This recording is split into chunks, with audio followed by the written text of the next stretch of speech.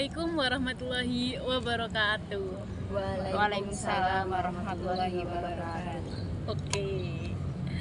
Selamat datang di podcast kita hari ini. Perkenalkan, nama saya Miftahul Jannah dari Fakultas Teknik Prodi Teknik Sipil NPM 23035010014 sebagai host dan rekan-rekan saya. Perkenalkan, nama saya Zarifah Riadatul Aisy dari Fakultas Teknik Program Studi Teknik Sipil dengan nomor NPM 230501008. Perkenalkan, nama saya Yunita Inggrisari dengan NPM 230520139 dari Fakultas FAD dari Prodi DKP. Perkenalkan, nama saya Khairunis Masruro dari Fakultas Teknik Program Studi Teknik Sipil NPM 230501007. Oke. Jadi kami di sini akan menggali lebih dalam kebudayaan Indonesia yang kaya akan nilai-nilai Islam. Juga kita menggali lebih dalam tragedi Sampit yang menjadi cerminan pahit dari konflik antar budaya di negara kita. Jadi mari kita mulai. Ada 3 poin yang akan kita bahas. Yang pertama, memahami kebudayaan Indonesia dan nilai-nilai Islam. Nah, saya punya beberapa pertanyaan nih.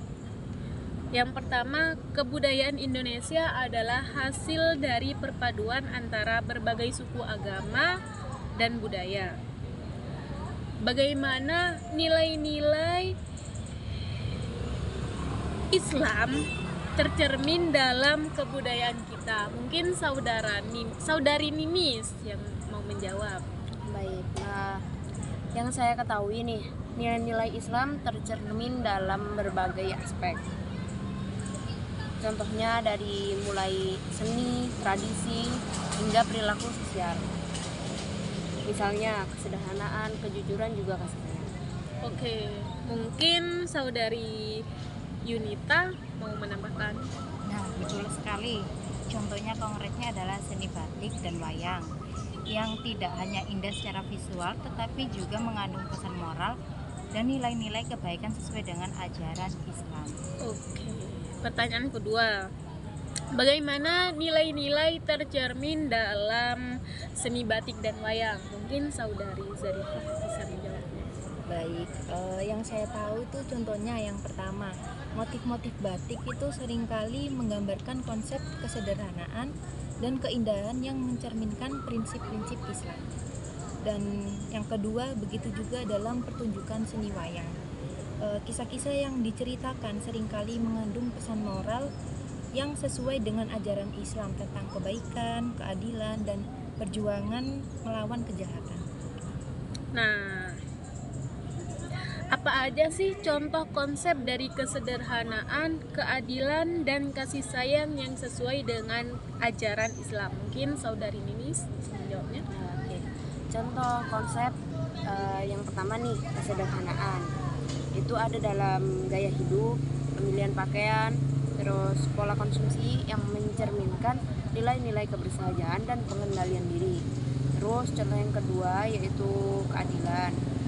Ada di dalam sistem hukum, terus perlakuan terhadap sesama, dan pembagian sumber daya yang adil. Terus yang ketiga, contoh konsep dari kasih sayang. Itu dalam hubungan antar anggota keluarga, terus partisipasi dalam kegiatan sosial dan kemanusiaan. Oke, mengapa penting untuk memahami dan mengapresiasi nilai-nilai Islam dalam kebudayaan Indonesia? Mungkin Zarifah mau menjawabnya. Baik, untuk memahami dan mengapresiasi nilai-nilai Islam dalam kebudayaan Indonesia itu sangat penting karena hal itu membantu memperkuat identitas dan kesatuan bangsa kita. Dengan menyadari akar budaya Islam yang mendalam, masyarakat dapat merasa lebih terhubung satu sama lain dan lebih peduli terhadap kepentingan bersama. Oke. Bagaimana sih peran seni dan tradisi dalam membentuk keislaman di Indonesia? Mungkin saudari Yunita bisa menjawab. jawabnya. Menurut saya, seni dan tradisi memiliki peran penting dalam membentuk identitas keislaman Indonesia dengan menyampaikan pesan-pesan agama secara kreatif dan estetis. Melalui seni dan tradisi, nilai-nilai Islam dapat disebarkan dan dipahami oleh masyarakat dalam konteks yang lebih berarti dan melekat. Oke, kita berada di poin kedua yang dimana kita akan membahas tragedi Sampit dan implikasinya. Mari kita pindah ke topik yang lebih serius. Nah, bentar nih Mita, kan kebetulan juga nih kamu kan asli orang Madura Nah, nih. iya benar sekali. Jadi kita kan yang bukan orang sana kan juga belum tahu lebih rinci nih tentang tragedi Sampit ini. Nah, awal mulanya kenapa sih ada tragedi Sampit ini? Apa penyebabnya? Oke, ini saya akan jawabnya sesuai dengan apa yang saya tahu ya. Konflik ini tuh memang cukup terkenal ya di negara kita ini. Bukan kali pertama sih konflik antara suku Dayak dan Madura ini. Singkat cerita, ketika penduduk Madura yang pertama kali tiba di Kalimantan tahun 1930 di bawah program transmigrasi yang direncanakan pemerintah Belanda. Sampai di tahun 2000, transmigrasi Madura telah menempati 1/5 dari penduduk Kalimantan Tengah. Suku Dayak mulai merasa tersaingi nih atas kehadiran penduduk Madura yang berdatangan. Menurut pendapat sebagian warga sih, orang Madura yang menjadi pelaku pembakaran rumah Dayak tersebut. Warga Dayak mulai membalas, mereka merasa tidak terima. Mereka membalas dengan membakar rumah-rumah Madura.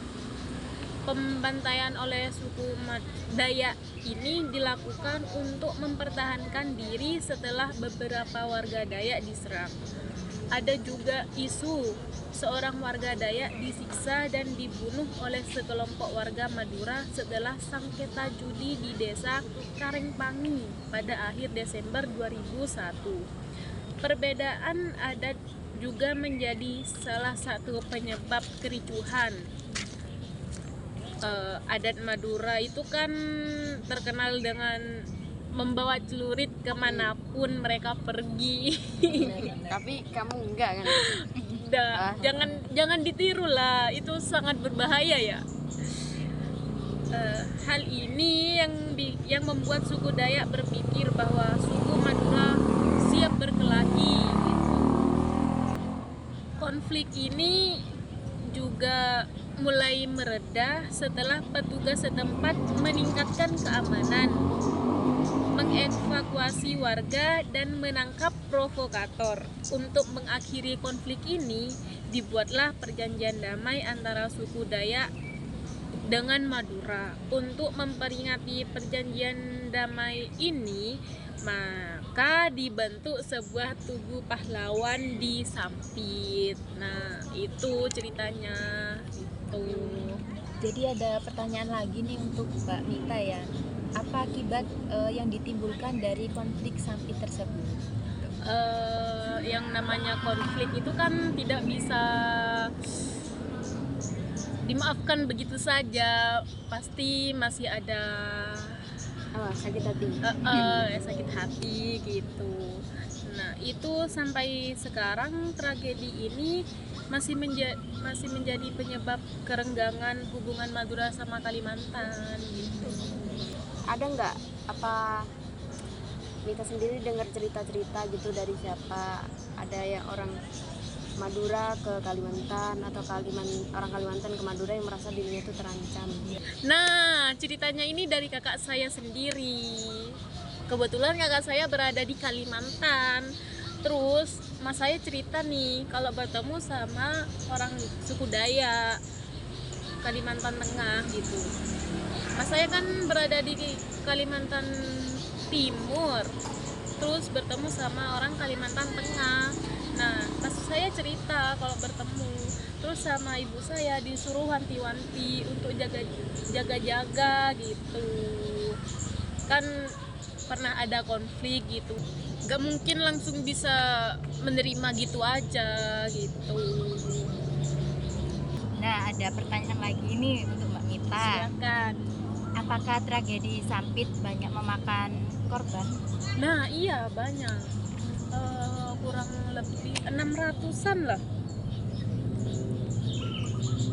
600-an orang ini dilaporkan tewas akibat kerusuhan di Sampit yang merupakan ibu kota Kabupaten Kota Waringin Timur, Provinsi Kalimantan Tengah. Tak hanya itu, ribuan orang juga memutuskan untuk mengungsi dari daerah tersebut lantaran perseteruan antar suku yang mengerikan. Kerusuhan mulai mereda setelah pemerintah meningkatkan keamanan, mengevakuasi warga dan menangkap sejumlah provokator. Terima kasih. Jadi Sudah kita jelas? tahu, ya. Sudah. Jadi kita tahulah sedikit dari awal mula tragedi Sampit ini. Nah, lanjut. Saya bisa nanya-nanya ke kalian lagi nih. ya. Oke. Ini poin terakhir. Bagian ketiga, refleksi dan langkah ke depan. Pertanyaan saya, bagaimana kita bisa belajar dari tragedi Sampit ini dan bagaimana untuk membangun masa depan yang lebih baik untuk keberagaman budaya dan agama di Indonesia? Mungkin saudari Yunita bisa menjawabnya. Menurut pendapat saya, salah satu langkah yang penting adalah memperkuat dialog antar budaya dan mempromosikan toleransi antar umat beragama melalui pendidikan dan kegiatan sosial. Mungkin saudari Ninis mau menambahkan. Nah, betul itu. Nah, dengan kita menghargai dan memahami perbedaan, kita bisa menciptakan masyarakat yang inklusif dan harmonis bagi semua warga Indonesia. Nah, kita sudah berada di penghujung. Waktu kita sudah habis. Terima kasih kepada rekan-rekan dan juga para pendengar yang telah menyimak podcast kita hari ini. Semoga pembahasan tentang kebudayaan Indonesia yang bernafasan dengan nilai-nilai Islam dan refleksi atas tragedi Sampit membawa kita semua pada pemahaman yang lebih dalam. Sampai jumpa di episode selanjutnya. Wassalamualaikum warahmatullahi wabarakatuh. Waalaikumsalam warahmatullahi wabarakatuh. Bye.